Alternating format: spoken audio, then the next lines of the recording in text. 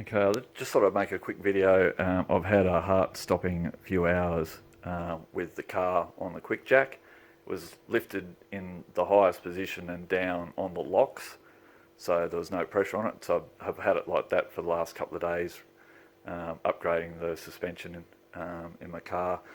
So I've gone to lift it slightly and release the safety lock devices, but the thing wouldn't lift a millimetre. I could hear the pump going, but it wasn't providing any lift to the system. So I'll just show you what I did to fix it. So I've gone in and I've taken these three fittings out here. That's the relief valve down the bottom. You need to take these off completely before you can release that. And then I've replaced all the O-rings in those fittings, and I've also tightened this up here.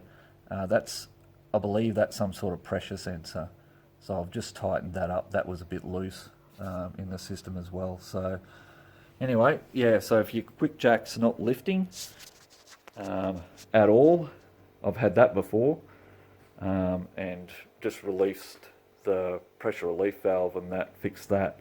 But yeah, if you got the car up on the jacks for a couple of days and then go to get it down and it's not moving, that's what I did to solve the problem. So I hope that helps someone.